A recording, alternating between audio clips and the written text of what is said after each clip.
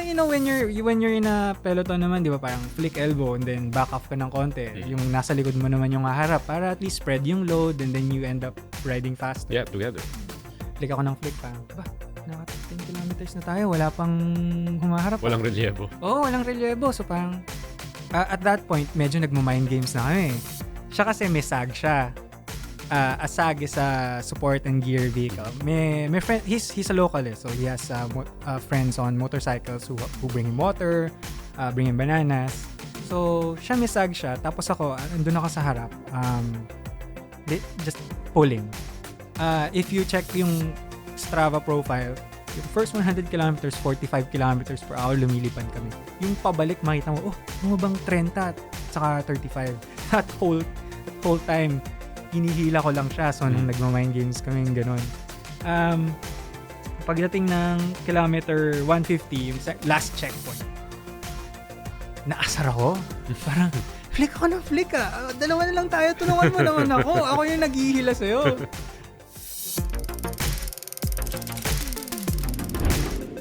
Welcome to the Cycling Matters podcast, your weekly dose of discussions about our love for bike. Bike! This podcast is brought to you in cooperation with Cycle. Hello, I'm Karen. And I'm Brian. This episode is part 2 of our Audax Special. This time around, we're joined by Dominic Go, who managed the fastest time in the 200 km brevet of last December's 200 km event in Subic, a record which stands even today. So we'll ask him why he's so strong, what went into his preparation for Audax, how that day went for him, and some tips for doing well in a cycling event. But before everything else, subscribe to the Cycling Matters podcast on Spotify, YouTube, and other podcast platforms. We release new episodes every Monday. Just search Cycling Matters, subscribe to the podcast, put on your earphones, and enjoy the discussion. So, how do we start? Yeah, hello, Dom. Hi, Brian. Welcome to the Cycling Matters podcast. Thank you for inviting me. Yeah, we're so happy to have you here, and we have a lot of questions. Yes. Yeah. But we want to start with some personal questions, if you Sure. don't mind. So No maybe problem. you could introduce yourself too. Hello, Cycling Matters fans. I'm Dominic. We have fans. I think I've been riding for probably 7 years. Started out as a runner and then got injured. Started cycling as cross-training. Loved it even more. So it's the common, you can't run anymore, or you couldn't run, then you started cycling, and then Iba yung feeling of moving fast when you're running. You see the trees. but I've seen you going run, and by. that's pretty fast. And Not Olympic speed. Okay, Pero yeah, cycling, you get to faraway places. You can use it as a mode of transport. When you run, kasi I can't run to the office. Maybe I can, pero it won't be much of a work day. that's right. Yeah. So is it the injury really that got you into cycling? Like you got injured when you were a runner? Overdid myself when I was a runner. I usually run siguro mga 40 kilometers a week, and then Not in one go, right? no, not in one go naman. And then I went to another country. It was winter. Didn't know I should maybe step back a little because of it's cold. Your muscles don't work as the same. And then I got injured for like 4 months. So wala akong activity for that 4 months. So I started cycling. It's not the injury that pushed me to cycling, because I've been seeing some of our mutual friends then who started cycling, and I thought, maybe that's a interesting way to exercise as well. And prior to that, you really weren't cycling at all. Not at all. Maybe when I was like 6 or 7. BMX type. Oh, BMX type. okay, Yeah. yeah. Yung gagamitin mo yung tsinelas mo pang break. Yeah. Tapos minsan Pudpud tsinelas. or yeah. papasok yung tsinelas Yeah. sa gulong and yeah. So you got into cycling and Yep. you loved it. Mm-hmm. So I think I just wanted to ask for my own I think of curiosity, why do you still run? Like Running is... because I know you run a lot. Not as much, pero at least 2 or 3 times a week. If I can. Running is still my first love, first sport. And there's just simplicity in running. Just put your shoes on and then run outside without cars, without the smog. That's right. So now it's my cross training from cycling. Okay. And does mixing it help with the cycling? Yeah, mixing up the sports. I notice if I don't run for a long time when doing those long climbs, I don't hit that target heart rate that much. But when I'm back to running, and then I use it as interval training nowadays instead of the distance. I see. So sprint, then sprint, walk for like 5, 10K. Yeah, and then if I'm regular with running during the climbs, that's when I can feel that I'm stronger. So the running is not just endurance running. You put in sprint strides into the run. Now that I can't run as often, I'm trying to make it more high quality. I'm not professionally coached then, so this is all just from like the Nike app or yung Garmin Connect. Yeah. So this is just me. And they have named coaches, right? Like, Yeah. Yeah, I know Coach Greg. Talaga. Yeah. I don't have the. And it's a free service. It's free if you own a Garmin. Garmin is not a sponsor, by the way. So Yep. Sorry. no free PR for you, Garmin, until you pay us. You also bike commute these days? Yeah, almost exclusively. 3 times a week, going to work, going home from QC to Makati. And that's around 18 kilometers one way. Mm-hmm. So 36 to 38 kilometers every day. You're telling me there are days when you ride that distance, 18 to 2 and then 18 back, and then you still run? No. Okay. So during my bike commute days, I don't run. Okay, but, yeah. When I'm not going to Makati, that's when I run. Okay, nama-mind games ako ng konti by the idea of riding 36 and then... Oh, kailangan fatigue ka bago ka mag-intervals eh. I haven't tried it. On the last, I think the last personal question I want to ask is, you know this thing called the ape index? It's the ratio. I personally don't know. It's the ratio of your wingspan to your height. So parang the longer your wingspan over your height, the apier you are, the more monkey-like. Oh. What do you mean wingspan? Wingspan, like your... Yeah, for those of you not seeing us or just listening us over podcast, we're extending our arms. Imagine Leonardo da Vinci. Yeah, the Vitruvian man. Yeah, and it's supposed to be like proportional, but...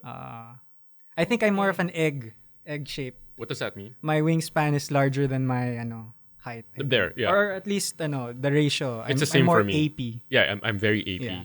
apparently. Yeah, kasi we both have negative reach, That's negative right. stems eh. So That's right. longer reach. So I was thinking, I came up with this thing. It's called the LA index. Ano naman yung lot index? It's lower upper half index. For those with longer legs. No. Okay. For those who have big quads and require pants disproportionate to their upper torso. So do you have this problem? Like, do you have problems with pants? Like, kaya bang skinny jeans? To those listening over podcast, unfortunately you can't see my legs, but any pair of pants I buy are skinny jeans. Okay, yeah. They instantly become skinny jeans. They instantly become skinny jeans. Just, yeah. So I buy siguro slim, regular fit, and then the waist is too large kasi hindi kasya sa thighs ko. So, do you think this will take off my index? Like, dapat gumawa tayo ng bagong athletic fit pants, no? Yeah. Because napapansin ko rin when you go for cycling apparel, mas malaki yung size for the bottom half than for the I'm an XS sa taas, small sa baba. Exactly. That's I mean, we have something in common, me and Dom, and yeah. Let's move on to the. Let's move on awkwardly. No segue at all. To the Audax. Right. Audax training.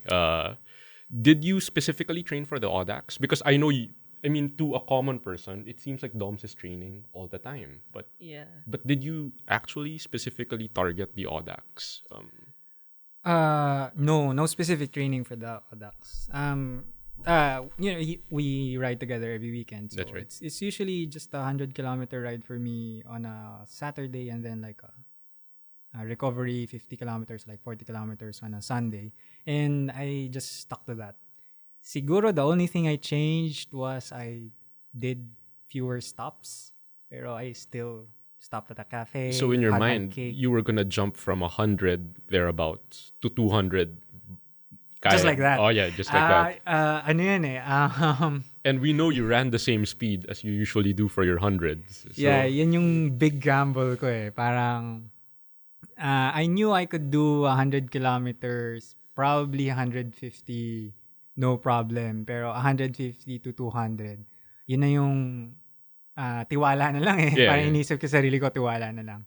So, I did not expect to finish that fast. I also, some part of me expected to not finish at all. Wait, we haven't even said the time at all. So, what is the official time for? 6 hours 38 for that. Oh, okay. For that route. And that's not even moving time, because that's total time. Yung yeah. moving time ko was 6 hours 23, something like that. Yeah. So you were averaging upwards of 32 to 34. Yeah, average yun, which means you were probably cruising at 45. Cruising. Definitely yung first 100 kilometers was a lot faster kasi everyone around me, they still had a lot of energy. So yung gidi-gidi pa. So I think we were cruising 45 going first 100 kilometers. And no apprehensions. Tiwala lang talaga. That yeah. I don't train with specific metrics kasi the only thing I have is a heart rate monitor. I know you don't even use a head unit. I don't even have a head unit. So when we were going first 100 kilometers, and then I checked out my heart rate during one of those cruising moments, and I was surprised, parang 130 lang. For context, I never ride in a pack. I never ride in a peloton. I never ride with or the peloton follows you. Yeah, usually I'm at the head of the peloton. So it was a relief when a lot of people were ahead of me. Sila yung humihila. Sila yung tumatrangko. So nung pagtingin ko sa heart rate, 130 lang, kaya natin to. 45 na yung cruising natin. So I just went with the flow dun sa mga umaarangkada nung first 100 kilometers. Up until 100 kilometers, I felt comfortable. Dumating kaming dun sa dangerous part ng bridge, yung kilometer 70, kaka-sunrise lang eh. Mga 5:45 or almost 6. We left at 4:30, so that's a little bit more than an hour in. So usually, yun nga, mga 45 kilometers an hour yung cruising speed namin. And at that point, 70 kilometers in, how many of you were left in the group? Siguro mga 8 kami. Okay. Ang dami doon, mga locals talaga. They were madalas mag-Audax, I think, because they really knew the way. Isa pa yan, if anyone here is listening who wants to try an Audax, make sure you study the route. Wait, sorry, just to verify, this is your first? This is my first Audax. Right. I did not know the road. Wala, yung directions, did not know where to turn, did not know kung anong kilometer I should be stopping. Hindi, stopping naman 50, 100. Pero yung major turns, kasi kahit na pag tinignan mo yung profile ng route, it's straight, there are still major turns. Actually, because I'm from Zambales, I know there's a bypass route. Oh. So if you make a mistake, which some of our teammates did, you plus will 10 kilometers. You add a couple of kilometers kasi you should bypass San Antonio. Yeah. The town of San Antonio. So from San Marcelino, you're supposed to just bypass San Antonio. But if you didn't know that, well, dire-diretso ka. You have a different Audax route. So for that 100 kilometers, kaya ang dami ko rin kasama kasi sila lahat alam ko saan liliko. So, okay, may liko na. Back up muna ako. Then sisigaw ako, saan tayo? Kanan, kaliwa. And then may sisigaw sa likod, kaliwa. Okay, sige. Wow, so you were going that fast that whole time. And, sigawan na lang ng direction. Sigawan na lang, oo. Tapos when you got to the hills, yung hilly part after Iba, I think towards Masinloc. Oh, eto na yung almost halfway point, right? Yeah, exactly. Yeah. Nabawasan pa ba yung grupo? Dalawa na lang kami noon at that point. Oh, okay. Oo. His name is Adrian, I think. He's one of the local cycling kids there. Wow. Shout out to Adrian. Yeah, kasi kami dalawa na lang natira hanggang sa pinakadulo. Past kilometer 80, I can't remember kung anong exact kilometer yung start nung climbs. Pero trumahan ko na siya noon eh. And then, ako parang, that's when I started being apprehensive kasi, shit, climb to. Oh no, I'm sorry about that. Climb to. Tapos, we're not even halfway there. And then, nagko-cruise tayo ng 45 kilometers an hour. So, medyo caution was already knocking at my door. Parang, okay, sige, rest muna. So, nauna na siya. Pero I think hinihintay niya talaga ako eh. So, sabay rin kami dumating sa halfway point. There's a bond, no? When you're just two of you riding that way. Oh, definitely. Pagdating nga namin dun sa halfway point, as in, bought 3 bananas, signed the card, took a piss, and then wala nang rest, kain, diretso agad. And at that point, sabay pa rin kayo ni Adrian? Oo nga eh. Sabay pa rin kami. Nagyayaya nga siya kasi siya parang hindi na siya he didn't take a piss. Parang pinasign niya ng card na agad. Saka may sag kasi siya, so hindi na siya bumibili ng bananas. Sabi niya, tara kuya, una na tayo. Para ako, okay, sige, game. So, halfway point, a little past 100 kilometers yun. Parang we were 2 hours 30 in, a little less than 2 hours 30 in. We were already on our way back. Yeah, that's pretty fast. So let's rewind a little bit. Okay. I wanted to ask a couple of questions before even the day started. So the night before. Rewind. Because diba uso yung carbo loading. Okay. So what did you eat? Did you think, was it something you thought about what you were gonna eat the night before? Absolutely not. Okay. I treated it as like as a normal day. So yung team dinner natin, I can't remember what we ate. I wasn't yun there. lang. So sorry. Yeah. Oo nga pala. Oh my God, wala ka. Yeah. Basta yung dun lang sa shaky setup pizza, I can't remember. Something like that. You weren't worried about No. Filipino food, nag-max kami. Yun, ganun. Okay. Max, Yeah. right? Yeah. Right. Wala. I didn't plan on wala akong nutrition strategy. And then which is a mistake. Did you sleep well Thinking about the night before? 3 hours lang. Okay. Yeah. Kasi I'm used to waking up. Kasi kami ni Hide, di ba? Hide is another one of our teammates. Sanay kaming lumilipad ng 7 a.m. Eto nag-start ng 4:30 a.m. So, sanay ako natutulog mga 11, 12, and then gising ng mga 6 para makalipad ng 7. Eto, natulog ako ng 12, nagising ako ng 3 kasi kailangan na lumipad ng 4:30. So, pati yung sleeping cycle, walang adjustment before. Ano lang, talagang throw caution into the wind. Tara, try lang natin. And then last question, almusal? Last food-related question. Almusal. Almusal. Yeah. So, since kumain tayo dun sa Max, bumili kami ng isang box ng caramel. Yung Caramel bars. Caramel bars. Yeah. So, Max is also not a sponsor. So I'm sorry, no Max free, is not a sponsor. no free PR. Yeah, Sponsor us, Max. but you can contact us. The joke lang. Team Loyola at the joke lang. Caramel bar yung last piece of food na kinain ko bago ako sumakay sa bike. Okay. And then, gladly, nagdala ako ng mga 5. Nagdala ka ng 5? 5, yung maliliit lang Kaya yun nga, but nasa bulsa mo siya? Nasa bulsa ko.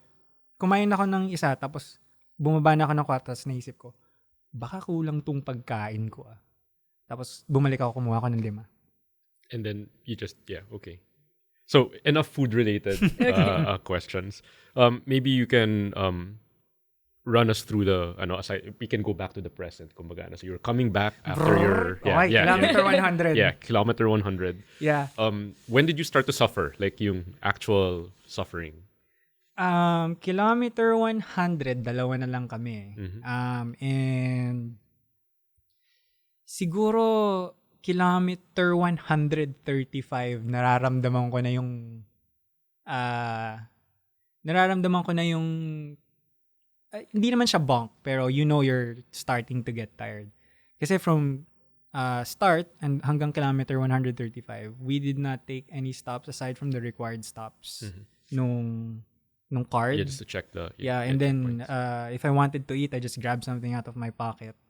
So kilometer 135, parang tinitignan ko na yung Garmin ko. Malapit na ba yung next checkpoint?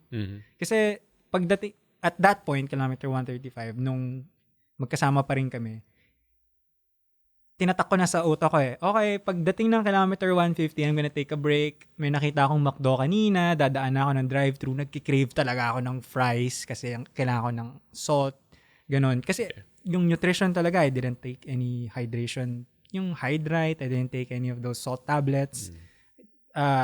And then it was all water, walang Gatorade. So, nararamdaman ko na nagkulang na yung electrolytes ko. So yun, nung time na yun, set na ako. At kilometer 150, the second to the last checkpoint, I'm gonna take a break. I'm gonna enjoy the rest of the 50 kilometers. Pero, hindi ko alam kung nakwento ko na sa inyo dati. 2 lang kami, di ba? Yeah.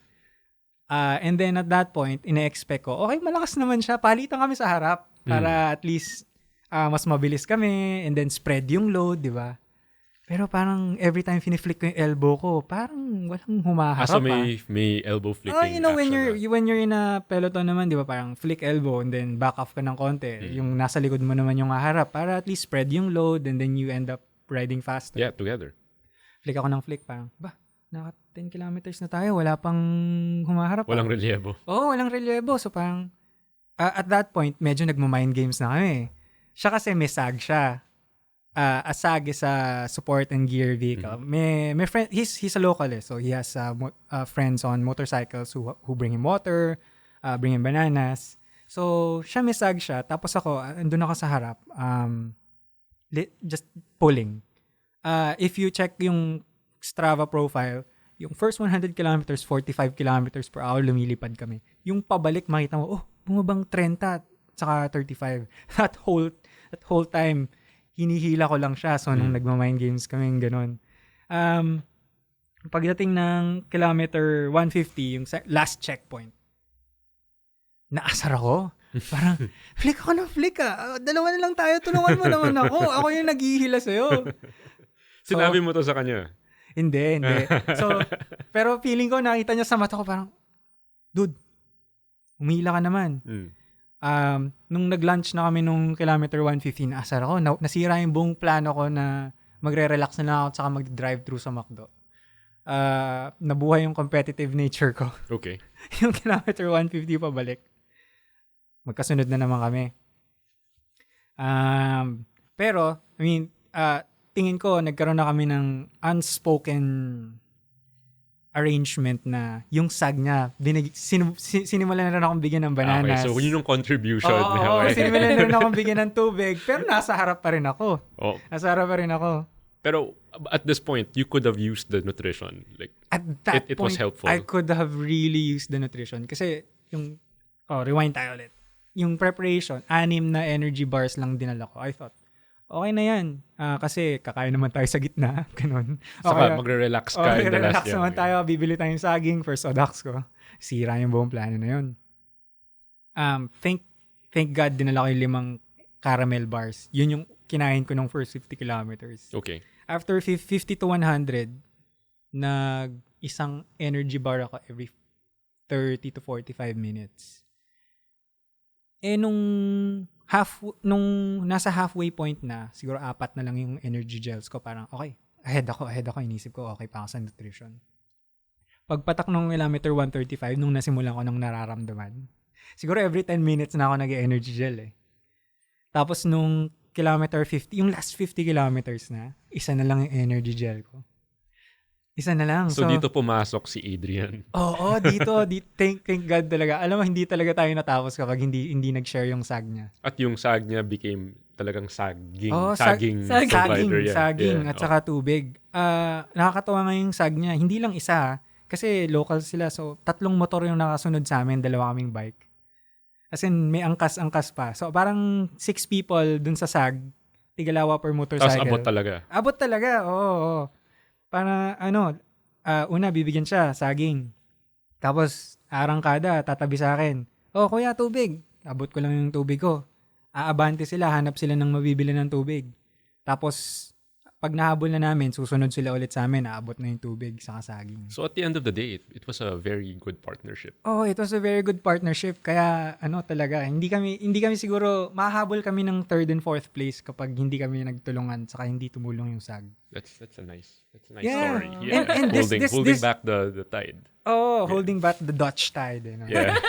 I think yung number 3 si Luke. Luke is the record holder nung normal route ng because they changed the Audax. starting point. Kaya lang kami na, yeah. Different start point ngayon So, isipin mo yung context, yung record holder yung nasa likod namin. And then they was also behind us. Yeah. Talagang, hindi kami mahuhabol. So, nararamdaman mo sila sa likod mo. I can feel the Dutch wave behind me. Okay, so some questions I think for people who might want to attempt to break. May conflict of interest too kasi we're gonna try to peer behind the veil. Actually, the more people who try to break it, sabay-sabay tayo next time. So, labasan na ng sikreto. Anong bike ginamit mo? I used a specialized Roubaix. Why the Roubaix? Why not your other bike? I have a out-and-out race bike. Talagang yung carbon aero frame, integrated lahat, walang exposed cables. Pero maybe hindi pa ako ganun ka-comfortable doon. Kaya hindi ko talaga siya ginamit. Kasi up to siguro 140 kilometers kaya ko siya. Pero past that, nag-give out na yung hands ko and my So you back. went for the comfortable bike over kasi wala talaga akong planong, I mean, it's the first time mag-Audax. So I was really there for the experience and nag-enjoy. So. And for those who are curious, anong tire pressure? Okay. Specialized Roubaix. Yung 25? Yung May Future Shock. I was using 25mm GP 5000. Okay. I was on 60 PSI. 60 PSI. 60 Tubeless PSI. kasi. So, Tubeless kasi. Yeah. And I'm relatively light. 59 to 60 kilos lang ako eh. Okay. So it barely makes a dent dun sa tire. And front and back yun? You just run the same? Front and back.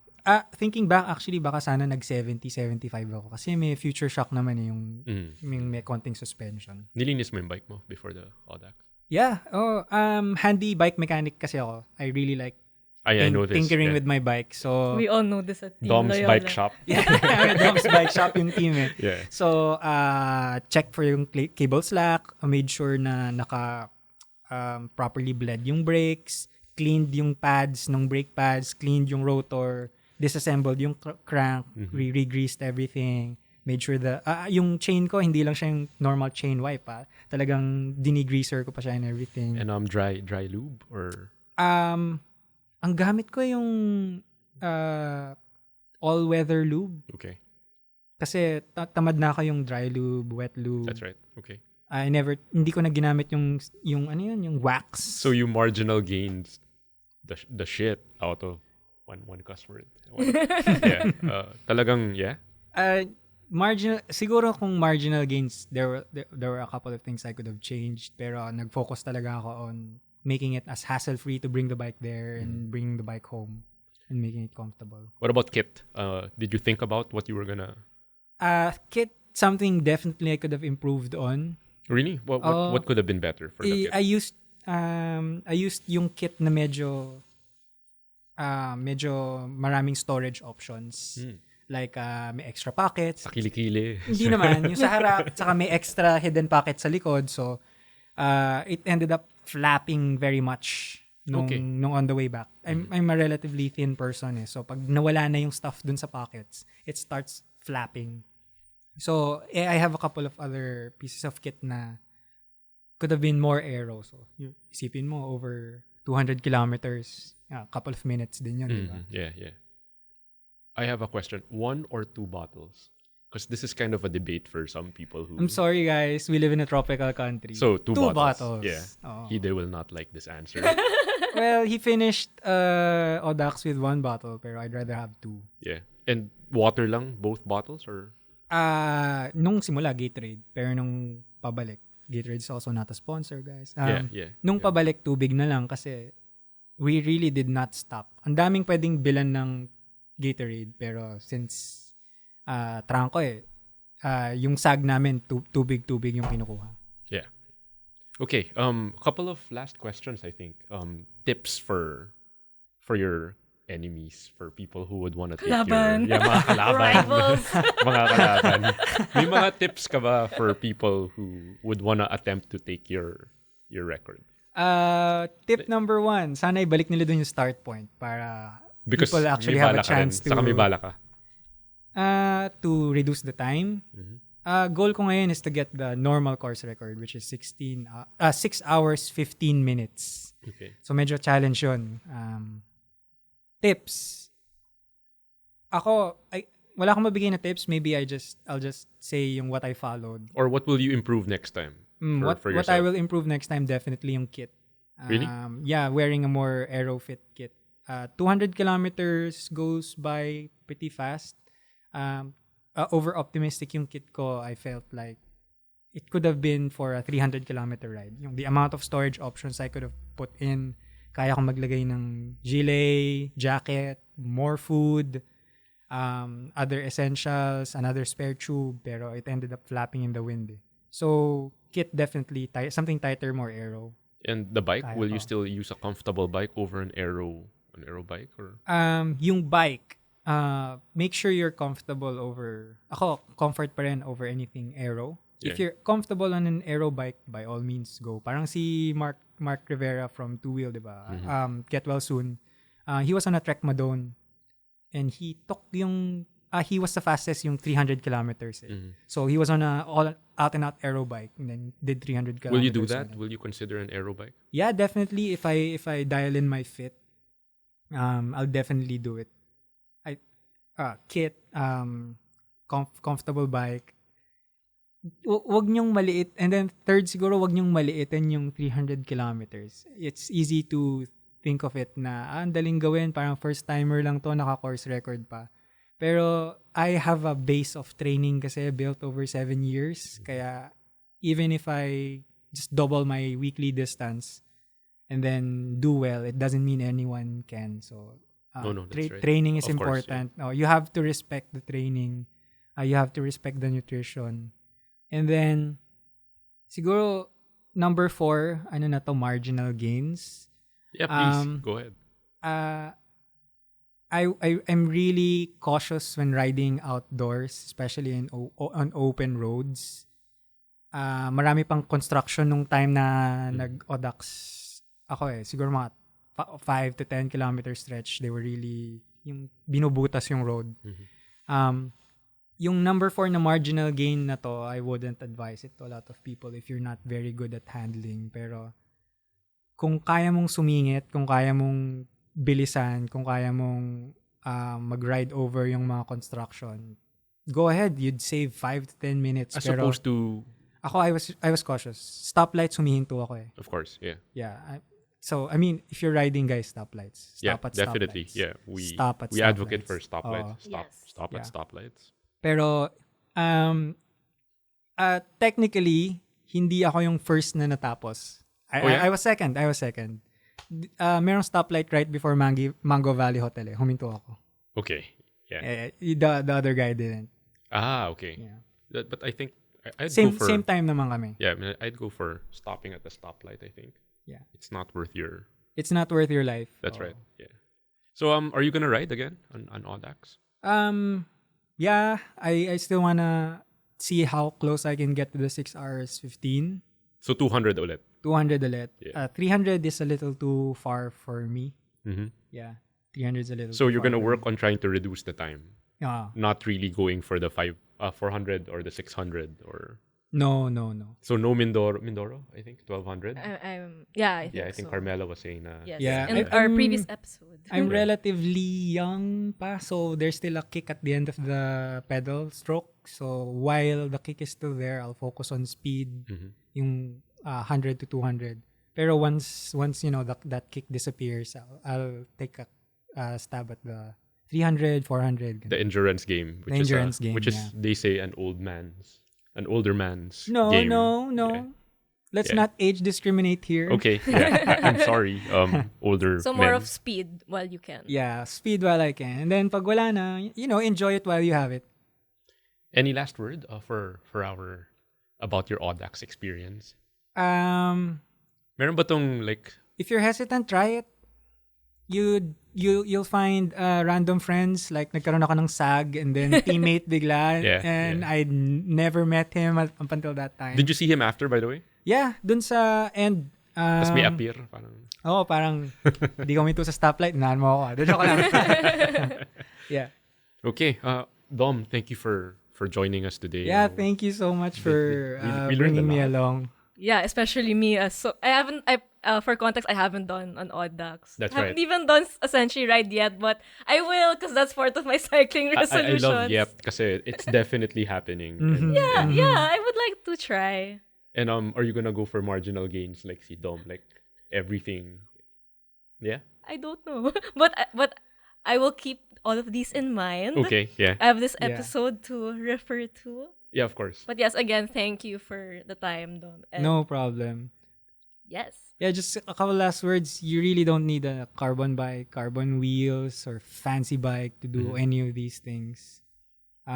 Whatever you can ride, just ride. And actually, yeah, you see in the Audax bikes of all sorts. You have mountain bikes, you have steel bikes. Sometimes nga may folding bikes, may commuter bikes. So, if you're hesitant to join an Audax just because you think you don't have the equipment, just do it. It's Audax is not a race. They keep saying, and it's really not. And I think it's both. You respect the distance, but you also commit to making the distance. Yeah, just doing it.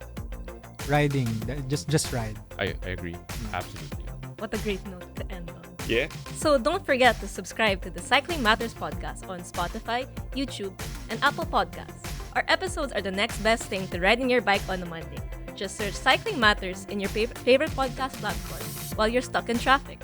You can catch more of Cycling Matters on Facebook, Twitter, YouTube, Instagram, or on our website at cyclingmatters.ph. So thanks so much for tuning in. We'll catch you on the next episode of the Cycling Matters podcast. Until then, ride safe, Philippines. Bye. Bye.